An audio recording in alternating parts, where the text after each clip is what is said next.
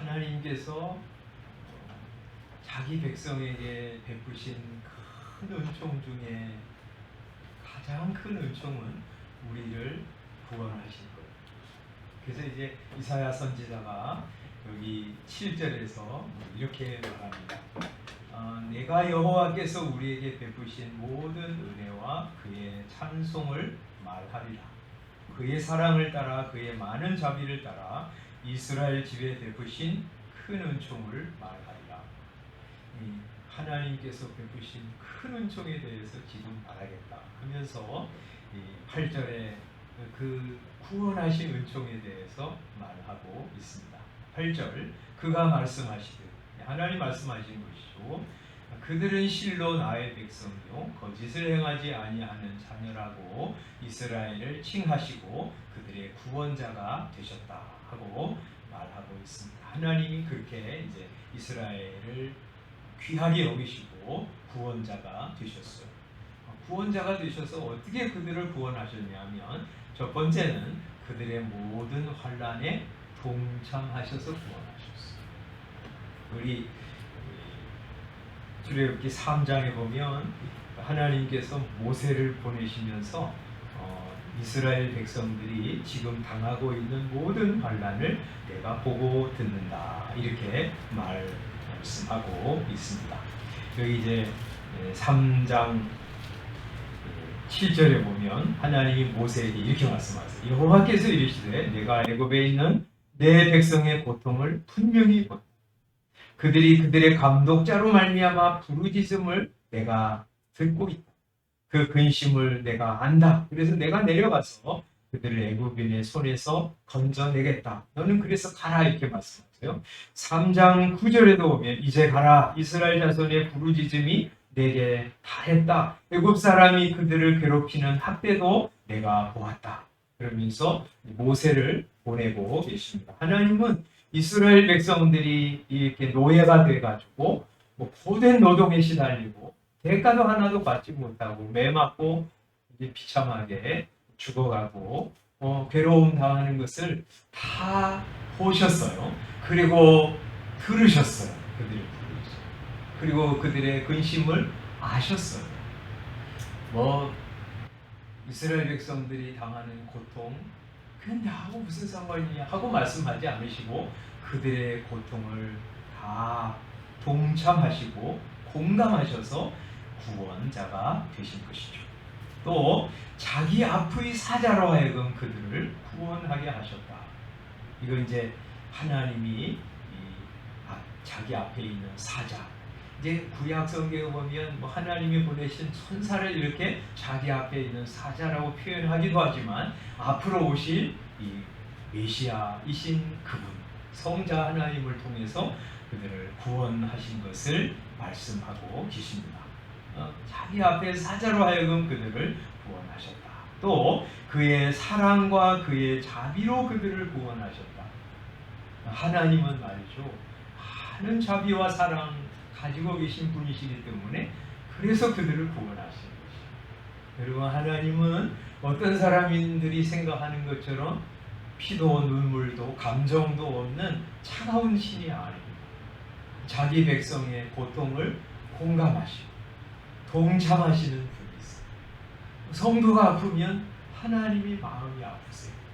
그래서 구원하시는 거예요. 그렇게 그들을 애굽에서 건져내실 뿐만 아니라 그들을 가나안 땅에 갈 때까지 그들을 들고 안고 가셨다고 9절 마지막에 말씀합니다. 옛적 모든 날에 그들을 드시며 안으셨다고 말씀합니다. 신명기 1장 31절 우리가 많이 알고 암송하는 말씀 그렇게 말씀하셨습니다. 광야에서도 너희가 당하였거니와 사람이 자기의 아들을 안는 것 같이 너희 하나님 여호와께서 너희가 걸어온 길에서 너희를 안으사 이곳까지 이르게 하셨느니라. 마치 어린아이가 띠뚱띠뚱 걸어갈 때 너무 힘들지 하고 아버지가 그 아이를 안고 업고 걸어가는 것처럼 하나님이 이스라엘 백성들을 광야에서 들어 안으시고 그들을 가나안까지 데려가신다. 이렇게 말씀하시는 것이죠. 하나님이 그런 은혜를 이스라엘에게 베푸셨지만 이 불행하게도 이스라엘은 하나님의 호의와 사랑에 반역으로 답했습니다. 10가지 재앙으로 애굽에서 구원하셨지만 이스라엘은 홍해바다 앞에서 애굽에 매장지가 없어서 우리를 여기로 데려와서 죽게 하느냐고 원망하고 불평했습니다. 하나님이 이스라엘 앞에서 홍해를 가르시고 마른 땅같이 건너가게 하셨지만 그들은 사흘이 되지 않아서 물 없다고 원망하고 불평했습니다. 하나님은 매일같이 아무것도 먹을 것 없는 광야에서 특별 양식인 만나를 허락해 주셨지만 이스라엘 백성들은 끊임없이 애굽으로 돌아가려고 했습니다. 주의 은혜에 대해 불신과 배신으로 답했습니다. 주의 성령을 근심하게 했습니다. 광야에서도 가나안 땅에 들어와서도 이스라엘의 배신은 계속되었습니다. 그래서 10절에 이렇게 말씀하시죠. 그들이 반역하여 주의 성령을 근심하게 하였다. 그래서 하나님께서 돌이켜서 그들의 대적이 되셔서 친히 그들을 때리셨습니다. 이스라엘 주변 나라들을 들어서 이스라엘을 괴롭게 하신 것이지요. 그래서 10절에 그가 돌이켜 그들의 대적이 되셔서 친히 그들을 치셨다. 하나님이 마치 이스라엘 백성들의 적인 것처럼 대적이 되셔가지고 이스라엘을 치셨어요. 때리셨어요.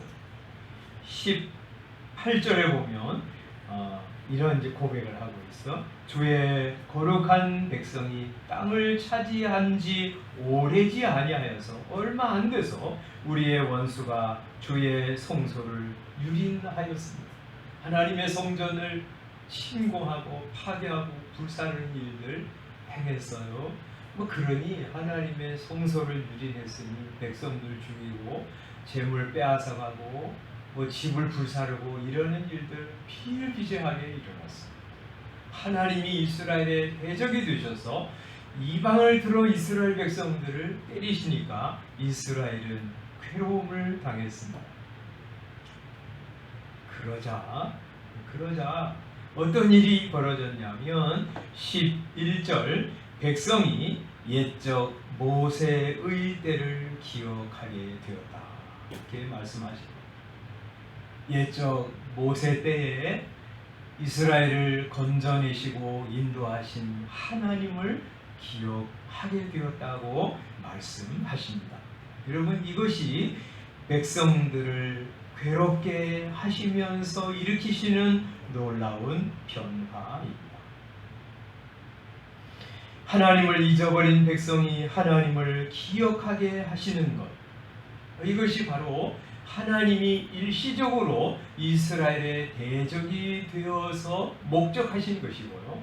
그 일을 하나님이 이루셨다는 것입니다. 이것이야말로 또 다른 큰 은총이라고 할 수 있어요. 그래서 이사야 선지자가 내가 여호와께서 우리에게 베푸신 모든 자비와 그의 찬송을 말하리라. 그의 사랑을 따라 그의 많은 자비를 따라 이스라엘 집에 베푸신 큰 은총을 말하리라 하고 선언하신 것이죠. 그러니까 하나님이요, 애굽에서 이스라엘을 건져내신 것 큰 은총일 뿐만 아니라요, 또 다른 큰 은총은 무엇이냐면 이스라엘이 하나님을 저버리고 하나님의 징계를 받는 그런 모습으로 출하할 때 하나님이 그들의 대적이 되셔서 그들을 괴롭히시고, 그래서 결국 그들이 자신들이 잊어버렸던 하나님을 기억하게 하시는 거예요. 이것도 큰 은총이라는 거예요.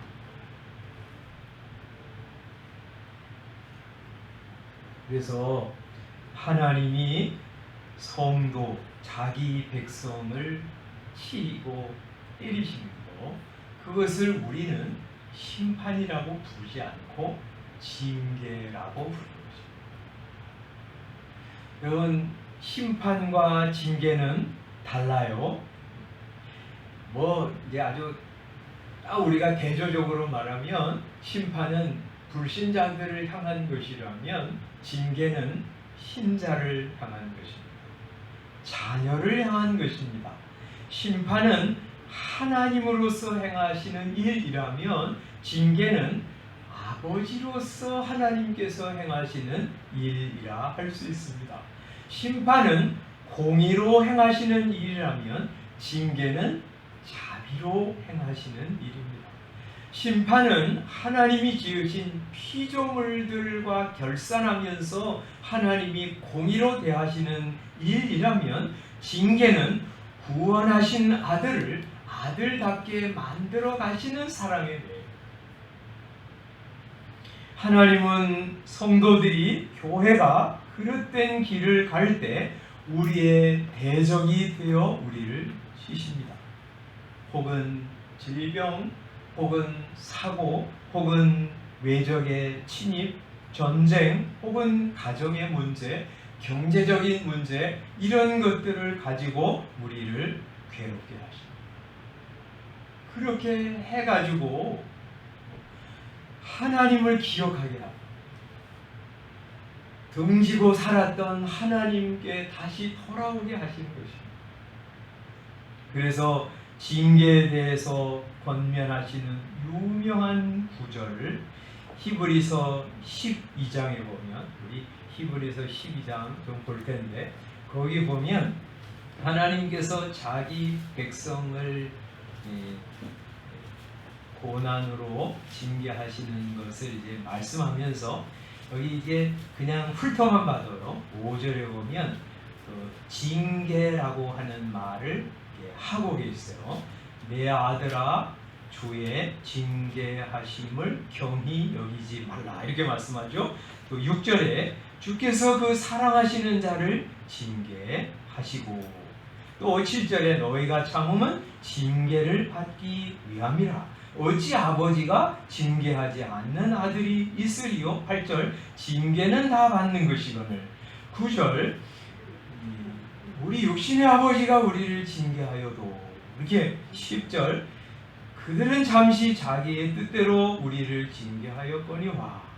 또 11절 무릇 징계가 당시에는 즐거워 보이지 않고, 이렇게 말씀하세요. 하나님이요 자기 백성을 다루시는 이런 괴롭게 하시는 고난 주시는 이것을 계속 히브리서 기자는 징계라고 하는 말로 표현하고 있어요. 한 번도 심판이라고 하는 말로 표현하지 않습니다. 뒤에 여기 23절에 보면 거기에 가서 만민의 심판자이신 하나님과 이렇게 이제 표현하잖아요. 거기 심판한다고 말씀했어요. 그리고 심판을 하시는 분을 아버지라고 표현하지 않고요, 하나님이라고 표현하고 있어요. 아까 말씀드린 것처럼 하나님은요 자기 백성을 어떻게 다루시냐면 징계로 다루세요. 하나님 백성 아닌 사람들은 하나님으로서 공의로 그들을 대하세요. 그래서 성도는 고난을 당할 때 두 가지 자세를 가져야 합니다.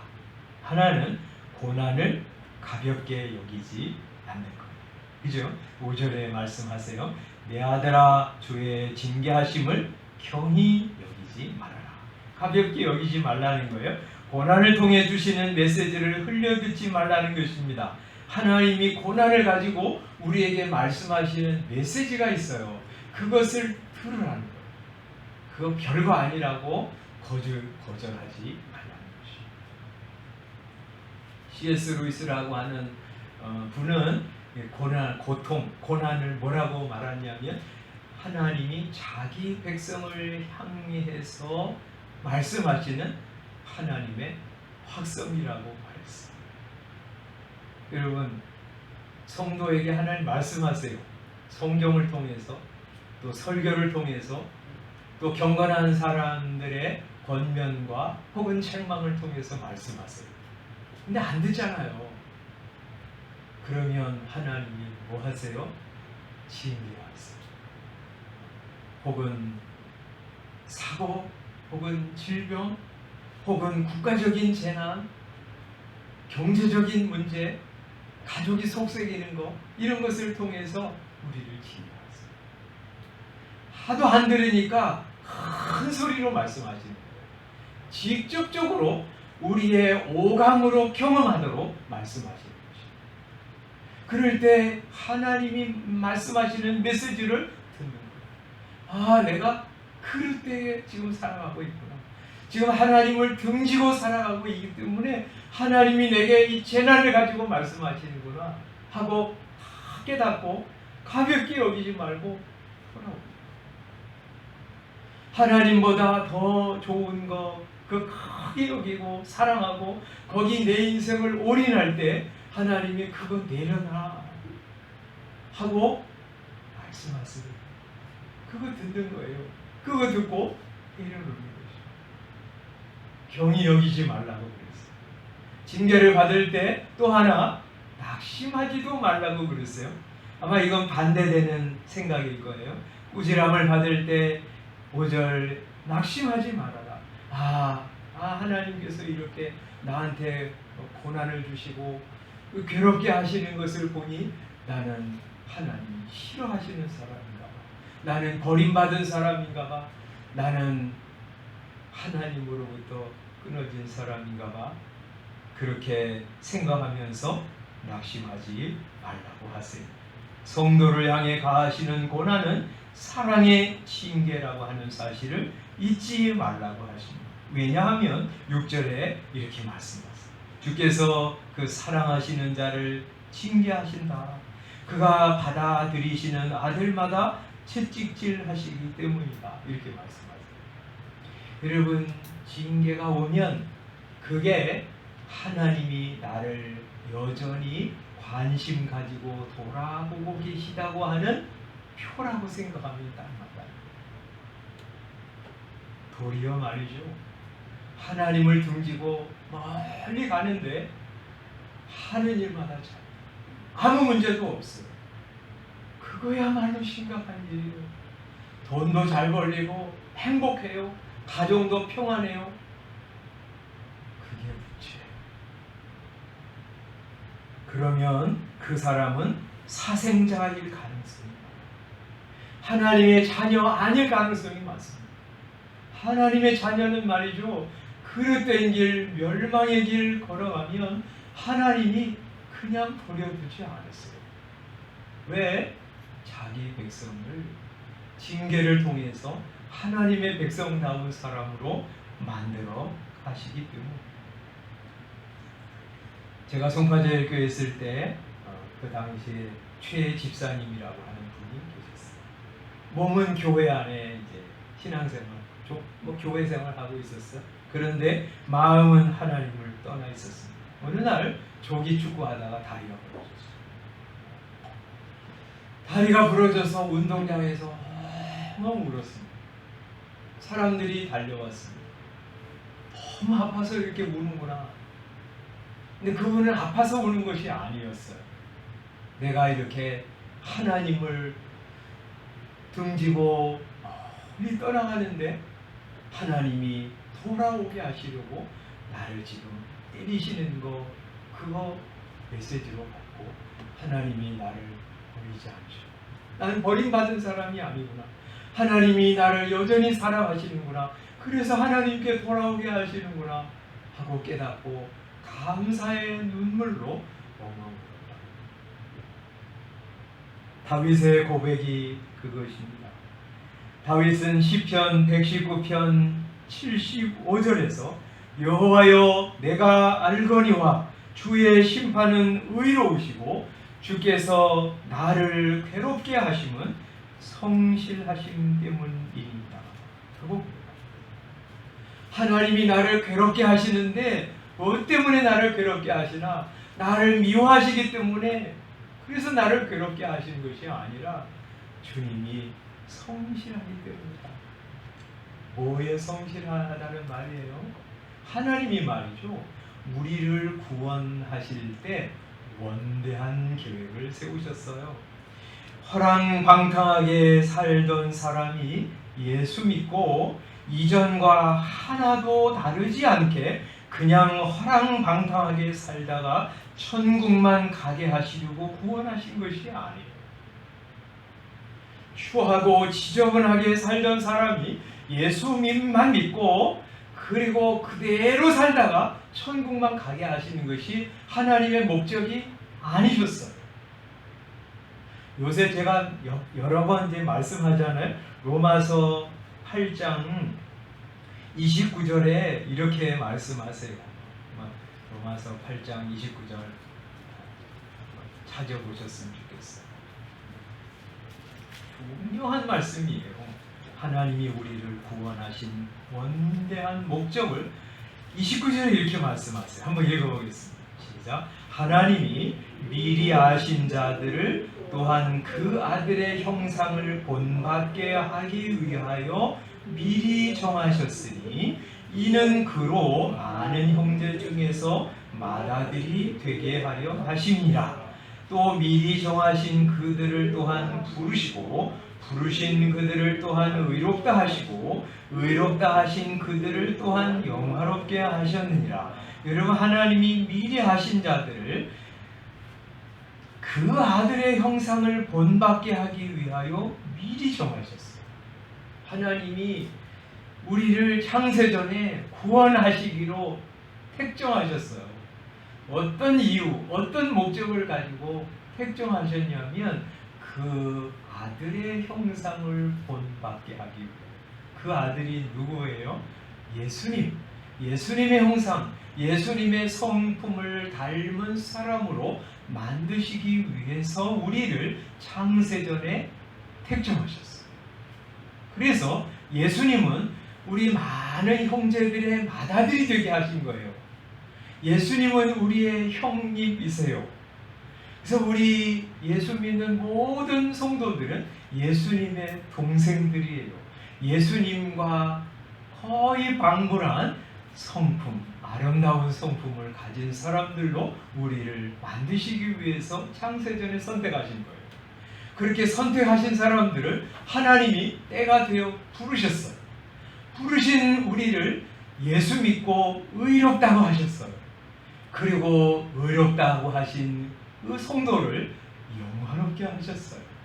여러분, 예수 믿고 천국 가는 게 최고의 목적이 아니에요. 예수 믿고 예수님을 닮은 작은 예수들이 되는 거예요. 그렇게 살 때 말이죠, 하나님이 영광을 받으십니다. 그리고 우리는 내가 하나님의 자녀구나 하는 자긍심과 구원의 확신이 생깁니다. 여러분, 그렇지 않습니까? 막 살아봐요. 아무렇게나 살아봐요. 구원받은 사람이 분명한데 세상 사람들처럼 지저분하고 더럽게 살아봐요. 그러면 마음속에 내가 하나님의 자녀인가? 진짜 그런가? 하는 의심이 자꾸 일어납니다. 믿음의 확신이 흔들려요. 믿음의 확신이 주어질 수가 없어요. 그런데 예수님을 믿을 뿐만 아니라 예수님을 자꾸 닮아가는 성도가 되어가요. 그러면 그래, 나는 주님의 사람이지, 나는 구원받은 것이 확실해. 확신을 가지고 살아갈 수 있어요. 뿐만 아니라 우리 예수 믿지 않는 사람들에게도 아름다운 영향력을 끼쳐요. 그죠? 사람들이 우리를 보면서 저 사람에게는 무언가 풍겨나는 것이 있어. 아름다운 것, 예수님의 향기가 풍겨나. 이렇게 하면서 긍정적인 영향을 끼치는 거예요. 반대로 말이죠. 우리가 그렇게 살지 않아 보세요. 허랑방탕하게 사는 사람들이 똑같이 그냥 살아가요. 예수만 믿고 다른 것이 하나도 없어요. 더럽고 추하게 사는 사람이 예수 하나만 믿고 똑같이 살아가 보세요. 그러면 하나님이 그를 통해서 영광을 받을 수가 없어요. 그의 마음속에는 구원의 확신이 없습니다. 사람들은 우리를 바라보면서 어휴 저거 하면서 혀를 찹니다.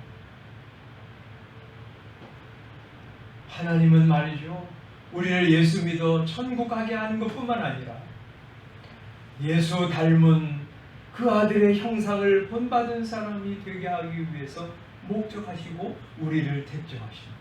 그리고 부르십니다. 그러니 예수만 믿고 하나님 등지고 자기 마음대로 살고 세상 사람들과 하나도 다르지 않은 모습으로 살아가면 주님이 어떻게 하세요? 너 그렇게 살면 안 되는 거예요 하고 말씀하시고, 때로는 책망도 하시고 때로는 재난을 주셔서 괴롭게 하시는 것이죠. 그래서 성도가 그릇된 길 갈 때 하나님이 징계하시는 것은 성실하실 때입니다. 하나님이 성실하시기 때문에 그 약속을 성실하게 지키시기 때문이죠. 바른 길로 돌아오게 하시는 것이죠. 그래서 성도는 고난을 당할 때 믿지 않는 사람은 잘만도 사는데 왜 믿는 나는 더 고난을 받는 거예요? 하나님 나빠요 하고 하나님을 원망하고 불평할 것이 아니에요. 예수님과 같은 형상으로 나를 만드시려고 지금 나를 다루고 계시는군요. 주님, 하나님은 정말 성실하신 하나님이십니다 하고 감사로 받는 거예요. 그리고 그 메시지를 흘려듣지 않는, 낙심하지도 않는 거예요. 그래서 징계를 통해서 하나님을 생각하고 하나님을 의지하면서 살아가는 것이죠. 혹 징계 중에 있는 성도들이 있습니까? 이 말씀을 통해서 하나님이 주시는 말씀을 흘려듣지도 말고 낙심하지도 말고 그 징계를 통해서 우리를 주의 사람으로 만들어 가시는 놀라운 역사가 여러분들의 생애 가운데 그대로 이루어지기를 소원합니다. 그래서 우리가 이제 조금 아까 교동을 했잖아요. 시편 119편 67절, 내가 고난당하기 전에는 그릇 행하였더니 이제는 주의 말씀을 지키리라 하고 고백한 것이죠. 또 하나, 하나님이 잠시 대적이 되어 우리를 때리실 때 징계를 통해서 우리는 하나님을 기억하고 주님 앞에 돌아와서 새로운 신앙생활을 할 뿐만 아니라 하나님을 향해서 기도하는 사람, 이사야 63장으로 다시 돌아오면 이렇게 말씀하시죠. 10절에 그가 돌이켜 그들의 대적이 되셔서 신이 그들을 치셨더니 백성이 변화가 되었어요. 옛적 모세 때 하나님의 역사를 기억하면서 하나님께 이렇게 기도합니다. 백성과 양떼의 목자를 바다에서 올라오게 하신 이가 이제 어디 계십니까? 그들 가운데 성령을 두신 이가 이제 어디 계십니까? 그의 영광의 팔이 모세의 오른손을 이끄시며 그의 이름을 영원하게 하려 하사 그들 앞에서 물을 갈라지게 하시고 그들을 기품으로 인도하시되 광야에 있는 말같이 넘어지지 않게 하신 이가 이제 어디 계십니까? 하고 기도하는 사람으로 만드셨다.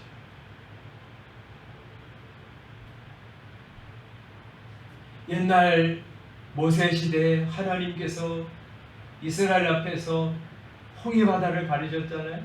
그들을 그 가운데 걸어가게 하셨어요.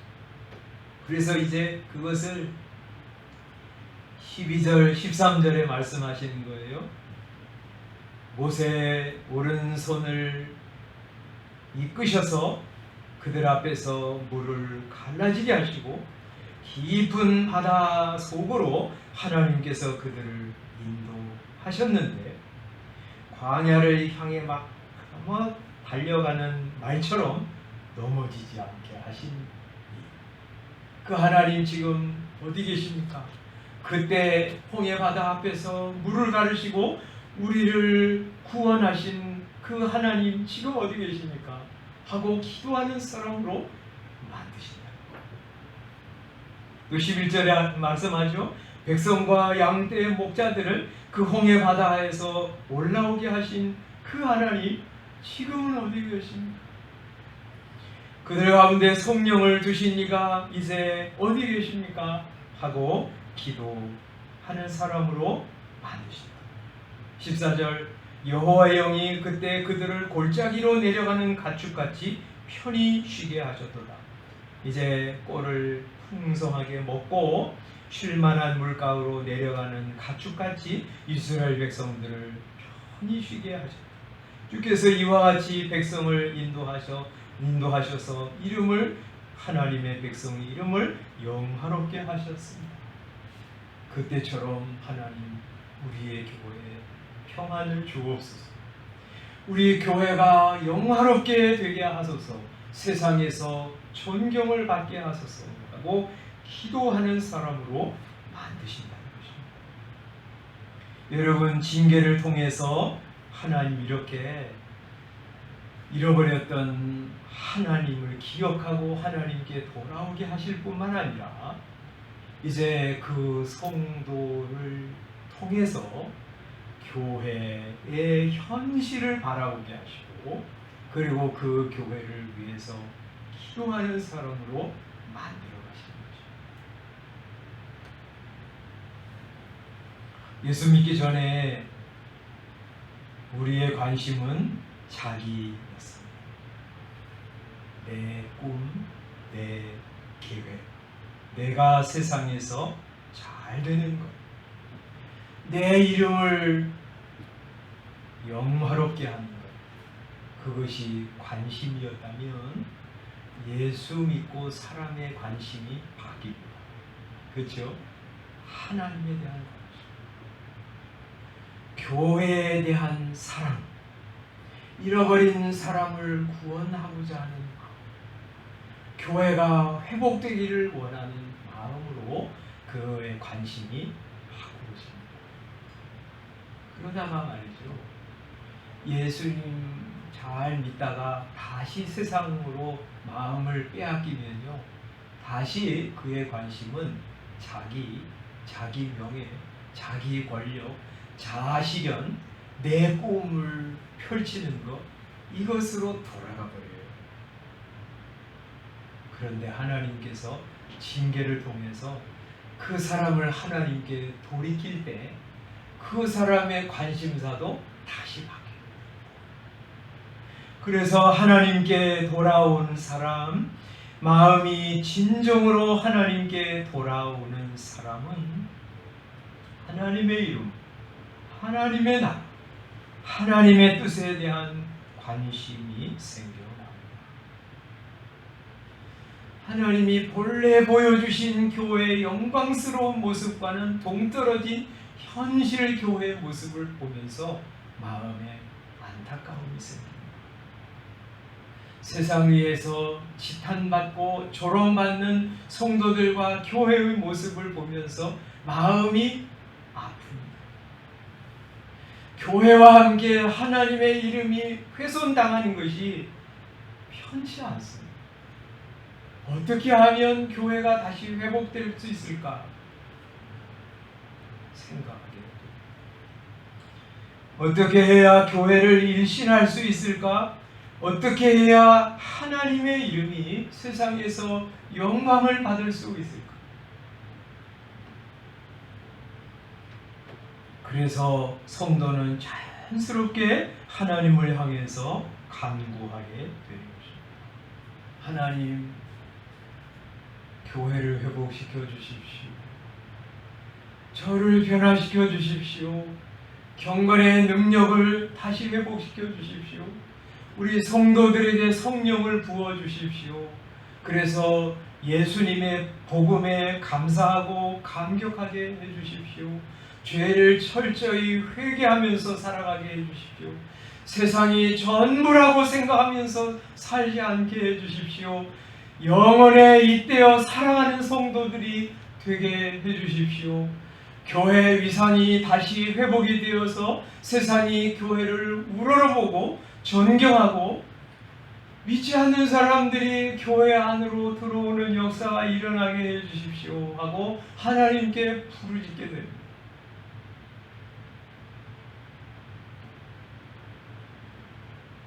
하나님은 바로 이런 사람들이 일어나기를 바라십니다. 그리고 그런 사람들이 일어나기를 기다리십니다. 요새 사람들은 전부 자기가 제일입니다.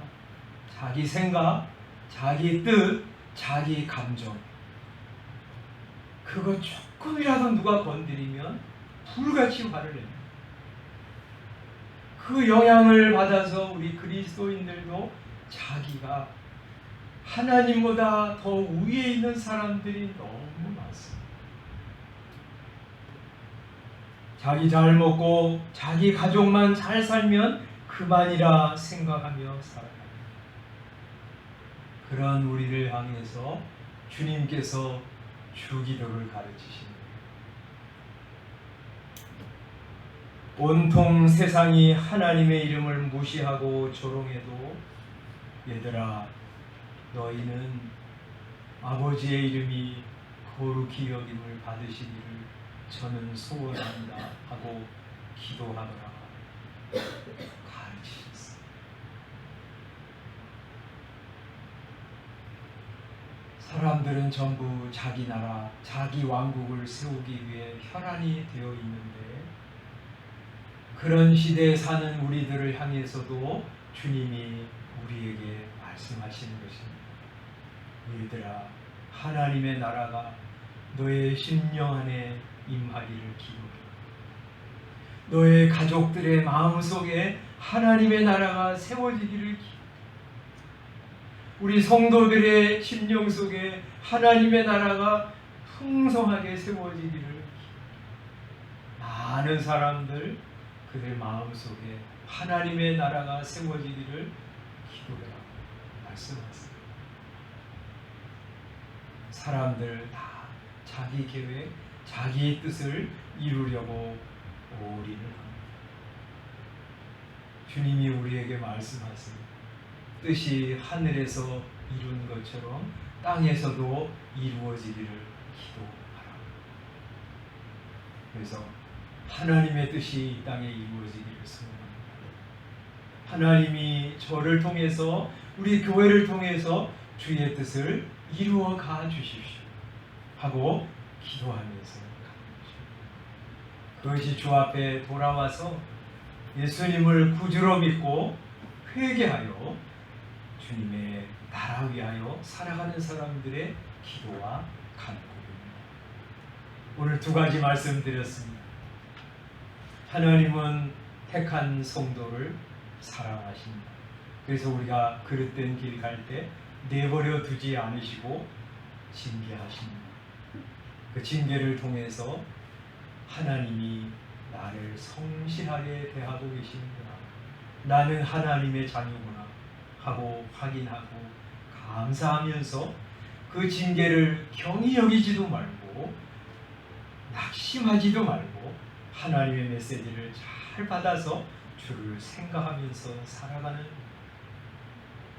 주 앞에 돌아와서 이 교회 바라보면서 대한민국에 있는 교회들을 바라보면서 하나님의 영광이 땅에 떨어져 있는 이러한 현실을 바라보면서 하나님께 기도하되 주의 이름이 거룩히 여김을 받으시기를, 주님의 나라가 세워지기를, 주의 뜻이 이 땅에 이루어지기를 간구하면서 살아가는 저와 여러분들이 다 되시기를 주님의 이름으로 축원합니다. 기도하겠습니다.